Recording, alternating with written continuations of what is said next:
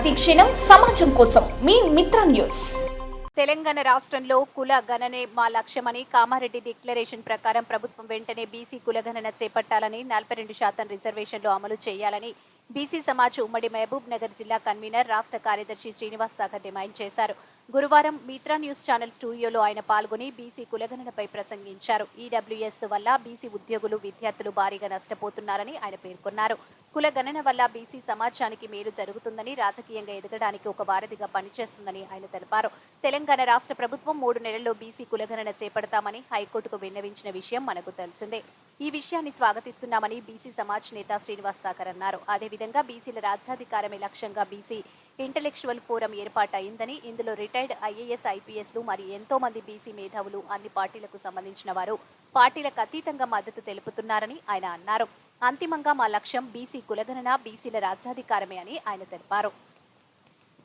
తెలంగాణ రాష్ట్రంలో బీసీ గణన తర్వాత వీటికి సంబంధించి చాలా అంటే హైదరాబాద్ కేంద్రంగా ఎన్నో సమావేశాలు, ఎంతో మంది మేధావులు, బీసీ మేధావులు, బీసీ నాయకులు, ఐఏఎస్, ఐపీఎస్ బీసీ సైతం ప్రత్యేక సమావేశాలు ఏర్పాటు చేసి రాష్ట్రంలో బీసీ గణనను డిమాండ్ చేస్తున్నారు. ప్రస్తుతం మన స్టూడియోకు బీసీ సమాజ్ ఉమ్మడి మహబూబ్ నగర్ జిల్లా కన్వీనర్ మరియు తెలంగాణ రాష్ట్ర కార్యదర్శి శ్రీనివాస్ సాగర్ మన ముందున్నారు. ఈ బీసీ గణన జరగడం ఏంటి, వీటి మీద పర్యవస్థానం అంటే దీని నుంచి లాభాలు ఏమున్నాయి, బీసీలకు ఏ విధంగా ఉన్నాయని తెలుసుకునే ప్రయత్నం చేద్దాం. మన నమస్తే. ఇప్పుడు ప్రజెంట్ మీరు మహబూబ్ నగర్ ఉమ్మడి జిల్లా నుంచి కూడా ఈ బీసీ గణన తర్వాత ఇంటలెక్చువల్ ఫోరం అనేది ప్రత్యేకంగా ఒకటి ఏర్పాటు చేసుకుని ప్రత్యేక సమావేశాలు పోతున్నారు. అసలు ఏం జరుగుతుంది అంటే తెలంగాణ రాష్ట్రంలో గత 10 సంవత్సరాల నుంచి కూడా ఇటువంటి బీసీ ఉద్యమం అనేది ఉవ్వెత్తున జరగలేదు. కానీ ఈ మధ్య కాలంలో బీసీ సమాజ్ కూడా కీలకంగా ఉంది. అసలు ఏం జరుగుతున్నాయి, మీటింగ్ లో ఐఏఎస్లు, ఐపీఎస్లు కూడా పాల్గొనడం ఉద్యమానికి కానీ దానికి కానీ తీవ్రంగా ముందు పోతుంది ఉద్యమం. ఏ విధంగా చూడొచ్చు మనం? నమస్కారం. ప్రధానంగా కాంగ్రెస్ పార్టీ ఏదైతే ఎలక్షన్ల ముందు కామారెడ్డి డిక్లరేషన్లో 42% అమలు చేస్తాం, కులగణన తర్వాతనే స్థానిక సంస్థల ఎన్నికలకు పోదామనే ప్రధాన నినాదంతో ఆ రోజు వాళ్ళ ఎలక్షన్ మేనిఫెస్టోలో 14వ పేజీలో చెప్పడం జరిగింది. అయితే ఆ రోజు నుంచి తదుపరి వచ్చిన ఎంపీ ఎలక్షన్లు తర్వాత అది ఇదని కాలయాపన చేస్తూ కాంగ్రెస్ పార్టీ కులగణన చేయకుండానే ఈరోజు స్థానిక సంస్థల ఎన్నికలు పోవాలి, జనాభా ఓటర్ల జాబితా ఆధారంగా ఎన్నికలకు పోవాలని అంటే నిర్ణయం తీసుకున్నది. రీసెంట్గా ఏంటంటే 2 days బ్యాక్ హైకోర్టు కూడా 3 నెలల లోపు ఖచ్చితంగా కులగణన చేసినాకనే ఎలక్షన్లకు పోవాలనేది ప్రధాన డిమాండ్ చేసింది. బీసీ సమాజ్ డిమాండ్ కూడా ఏంటంటే సమగ్ర కులగణన చేయాలి, కులగణన కాదు సమగ్ర కులగణన చేస్తే అసలు ఆ బీసీల శాతం ఏంది, వాళ్ళు చేసే పనులు ఏంది, విద్యార్థులు ఎంతమంది ఉన్నారు, ఆర్థికంగా ఎలా ఉన్నారు, రాజకీయంగా ఎలా ఉన్నారు అనేది సమగ్రంగా డీటెయిల్స్ వస్తాయి. ఇంకా కులగణన చేసినంత మాత్రాన బీసీలకు పొరిగేది ఏం లేదు, బీసీలకు జరిగేది ఏం లేదు. ఇప్పుడు బీసీ గణన వలన బీసీలకు రాజకీయంగా ఏ విధంగా ఉపయోగం జరుగుతుందంటారు మీరు? కులగణన చేస్తే బీసీలకు రాజకీయంగా దాదాపు 23,973 మంది యువ బీసీలు ఈరోజు నాయకత్వం చేపట్టే అవకాశాలు దక్కుతాయి రాష్ట్ర వ్యాప్తంగా. అంటే వార్డు మెంబర్ నుంచి అప్ టు జడ్పీటీసీ స్థాయి వరకు వివిధ పోస్టులు దాదాపు అన్ని వేల మందికి అవకాశం జరుగుతుంది. అంటే వాళ్ళు గతంలో స్వాతంత్రం వచ్చినప్పటి నుంచి కూడా ఈ రోజు వరకు అనగా 27% రిజర్వేషన్ ఫలాలు అనుభవిస్తూ ఈరోజు బీసీలు ముందరకు పోతున్నారు తప్ప సమగ్రంగా ఎంత పర్సెంటేజ్ వీళ్ళు ఉన్నారు, రాజకీయంగా వీళ్ళకి ఎంత ఇవ్వాలనేది మాత్రం ఏ ప్రభుత్వం కూడా పట్టించుకున్న పాపన అవ్వలేదు. ఇప్పుడు బీసీ గణన తప్పనిసరిగా చేస్తామని మొన్న జరిగిన ఎలక్షన్స్ లో కూడా కాంగ్రెస్ పార్టీ కామారెడ్డి వేదికగా ఒక డిక్లరేషన్ అనేది ఇప్పించింది. ఎందుకు ఈరోజు జాప్యం జరుగుతుంది? దీనికి మెయిన్ ప్రధాన కారణాలు ఏంటి? కరెక్టేనా? కాంగ్రెస్ పార్టీ ఏదైతే హామీ ఇచ్చి బీసీల ఓటు బ్యాంకును తీసుకొని అధికారంలోకి రావడం జరిగింది. ఒకవేళ సమగ్ర కులగణన చేస్తే బీసీలు ఇంతమంది ఉన్నారని తెలిస్తే దాని ప్రకారం రాజ్యాంగ ప్రకారం వాళ్ళకు రాజకీయంగా ఎదుగుదల స్టార్ట్ అవుతుంది. ఎందుకొరకంటే ఉన్నది 56% జనాభా బీసీలో, రాష్ట్రంలో సగం జనాభా ఉన్నాం.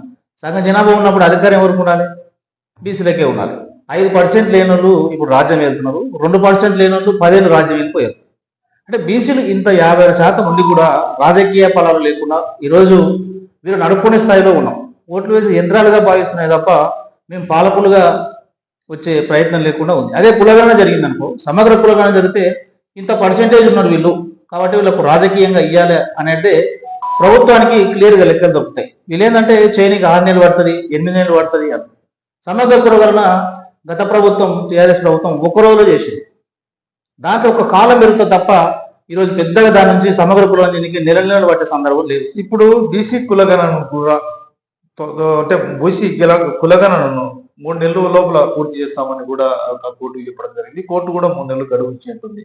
కానీ ఇంతవరకు వాటి మీద ఏ విధంగా ఇప్పుడు దాన్ని అప్డేట్ చేస్తున్నారు? దాన్ని స్వాగతిస్తున్నాం. ఎందుకంటే రాష్ట్రంలో ఉవ్వెత్తున ఒక మహా ఉద్యమంలాగా ఈరోజు బీసీలు ఎక్కడెక్కడ ఉమ్మడి రాష్ట్ర వ్యాప్తంగా అంటే దాదాపు తెలంగాణ రాష్ట్ర వ్యాప్తంగా ప్రతి జిల్లాలో వాళ్ళకున్న కమిటీలు కానీ వాళ్ళకున్న సంఘాల ద్వారా ఈరోజు అవేర్నెస్ కార్యక్రమం చేస్తూ బీసీలో చైతన్యం తీసుకొచ్చుకోవడానికి ప్రయత్నం చేస్తారు. దాంట్లో భాగంగానే ప్రభుత్వం కూడా హైకోర్టుకు రిప్రజెంటేషన్ ఇచ్చి అంటే 3 నెలల లోపల మేము సర్వే చేస్తాం హైకోర్టు కూడా చెప్పింది. దాన్ని మేము స్వాగతిస్తున్నాం. ఎందుకంటే చేయవలసిందే, చేసినాకనే ఎలక్షన్లో పోవాలనేది బీసీ సమాజం. ఇప్పుడు ఒక ఐఏఎస్ ఐపీఎస్ పూర్ణచంద్రరావు సార్ కావచ్చు, తర్వాత ఎవరు మన ఇక్కడ చిరంజీవి సార్ కావచ్చు, తర్వాత ఇప్పుడు ఉన్న ఎమ్మెల్సీ తీర్మార్ మల్లన్న, తర్వాత ఇటువంటి వాళ్ళు కూడా సీరియస్ గా ఇంత అంటే ఈ అంతా కలిసి అంటే మేధావులు మొత్తం బీసీ మేధావులంతా ఒక ఏకతాటిపైకి వచ్చి ఒక బీసీ ఇంటలెక్చువల్ ఫోరం అనేది ఏర్పాటు చేయడం జరిగింది. వాటి కార్యక్రమాలు ఏ విధంగా జరుగుతున్నాయి? ఎందుకంటే మహబూబ్నగర్ ఉమ్మడి జిల్లా నుంచి మీరు ఒక ప్రతినిధిగా పోతున్నారు. ఏం డిస్కస్ అవుతున్నాయి మీ ఇంటెలిజెన్స్ ఫోరంలో? బీసీ ఇంటలెక్చువల్స్ ఫోరం అంటే రిటైర్డ్ ఐఏఎస్ చిరంజీవులు సార్ ఆధ్వర్యంలో ఆయన ఏర్పాటు చేయడం జరిగింది. గత నెలలో తాజ్కృష్ణ హోటల్లో మొదటి సమావేశం నిర్వహించడం జరిగింది. దాని ప్రధాన ఉద్దేశం ఏంటంటే అన్ని బీసీ కుల సంఘాలను ఐక్యతపరిచి రాజ్యాధికార దిశగా ఏ విధంగా పోయేందుకు మనం అడుగులు వేయలే, అసలు ఆ టీం వర్క్ ఏం చేయలే, గ్రౌండ్ లెవెల్లో ఎలా మనం మన బీసీ వాదాన్ని బలంగా తీసుకుపోలే, కింది గ్రౌండ్ లెవెల్ వరకు విలేజ్ వరకు ఎలా తీసుకుపోలే, ఆ బీసీ భావజాల వ్యాప్తిని ఏ విధంగా చేయాలనే కాన్సెప్ట్తో ఆ బీసీ ఇంటలెక్చువల్ ఫోరం ఏర్పాటు చేయడం జరిగింది. చిరంజీవి గారు retired IAS, Purnachandrarao retired IPS DIG గారు, తీన్మార్ మల్లన్న గారు, ప్రధాన రాజకీయ పార్టీల్లోని ముఖ్యమైన రాష్ట్ర స్థాయి బీసీ నాయకులందరూ ప్రతి మీటింగ్కి అటెండ్ అవుతున్నారు. వాళ్ళు చెప్పే విషయాలలో చాలా క్లారిటీగా ఉంది. మనం ఇన్ని సంవత్సరాలుగా ఏ విధంగా ఇబ్బంది పడ్డాం, మన ఒక తరం ఇప్పటివరకే లాస్ అయిపోయిన పరిస్థితిలో ఉన్నాం. ఇప్పుడు గాన బీసీలలో చైతన్యం లేకుండా అధికారం దిశగా మనం అడుగులు వేసేందుకు ప్రయత్నాలు చేయకుండా ఓట్లు వేసే యంత్రాలుగా కానీ మిగిలిపోతే జరగబోయే పరిణామాల గురించి చాలా విపులంగా వాళ్ళు డిస్కషన్ చేస్తున్నారు, అవేర్నెస్ కార్యక్రమాలు చేస్తున్నారు. వాళ్ళు తీసుకోబోయే నిర్ణయాలు భవిష్యత్తు తెలంగాణలో బీసీ అధికారం వచ్చేందుకు వాళ్ళు చేసే ప్రణాళికలు చాలా స్పష్టంగా ఉన్నాయి.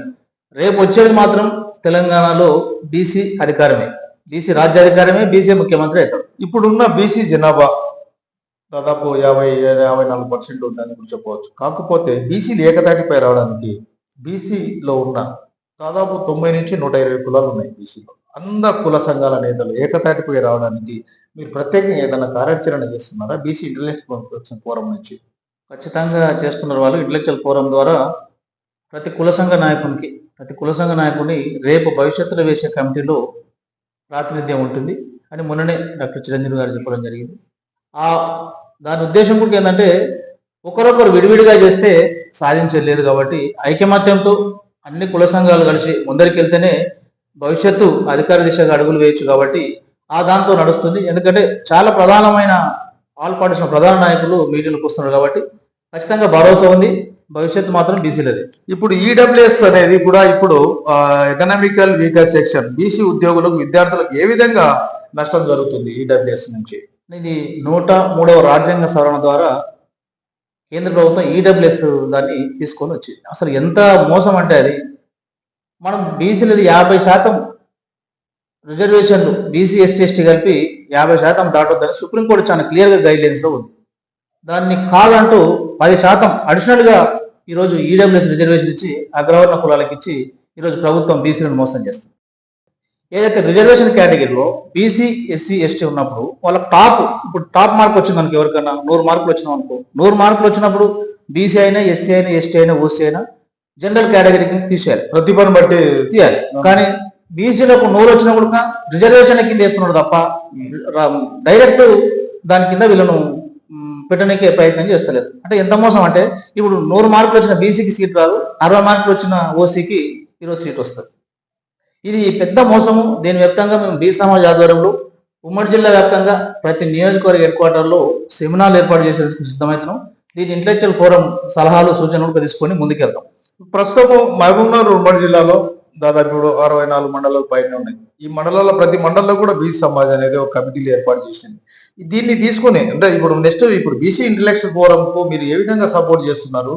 కుల సంఘాలను ఏ విధంగా మీరు ఒక తాటిపై తేవాలని చూస్తున్నారు? మీరు ఏమన్నా గతం నుంచి మేము చాలా ఏళ్ళుగా మీరు చూస్తున్న కార్యక్రమాలు ఈ ఉమ్మడి జిల్లా వ్యాప్తంగా చేస్తున్నాం. ప్రతి జిల్లాలో ప్రతి మండలంలో కానీ ప్రతి గ్రామంలో మాకున్న కమిటీల ద్వారా అవేర్నెస్ కార్యక్రమాలు చేసే సిద్ధమవుతున్నాం. ఈ ఈడబ్ల్యూఎస్ కానీ 42% రిజర్వేషన్ కానీ కులగండ మీద కానీ వాళ్ళని చైతన్యం చేస్తున్నాం. వాళ్ళ ఫీడ్బ్యాక్ తీసుకొని అక్కడ ఉన్న సమస్యలు కానీ వాళ్ళకున్న అనుభవాలు కానీ ఇదన్నీ క్రోడీకరించుకొని జిల్లా ఇంటలెక్చువల్ ఫోరం వాళ్ళకు మేము డేటా ఇస్తాం. వాళ్ళు ఏ విధంగా మనం ముందుకోవాలి అంటే మాత్రం ఖచ్చితంగా బీసీ సమాజ్ వాళ్ళకి సపోర్ట్గానే ఉంటుంది. ఎందుకంటే అందరి ఉద్దేశం ఒకటే, బీసీ అధికారం రావాలి, బీసీ రాజ్యాధికారం రావాలనే ఉద్దేశం ఉంది. కాబట్టి ఖచ్చితంగా బీసీ సమాజ్ కానీ బీసీ ఇంటలెక్చువల్ ఫోరంతో వాళ్ళు ముందు భవిష్యత్తులో తీసుకుపోయే నిర్ణయాలకు బీసీ సమాజ్ కట్టుబడి ఉంటుంది. వాళ్ళకు అనుగుణంగానే మేము ప్రోగ్రామ్ చేస్తాం. ఇది బీసీ కాన్సెప్ట్ అంటే బీసీ సమాజ్ కానీ బీసీ ఇంటలెక్చువల్ ఫోరం కానీ ఏర్పాటు కావడం ముఖ్య ఉద్దేశం ఏంటంటే బీసీలో రాజ్యాధికారంగా ఎదగడమే మా ప్రధాన లక్ష్యం అని చెబుతున్నారు. ఎంవి రమణ, మిత్ర న్యూస్ ఛానల్ నుండి మహబూబ్ నగర్.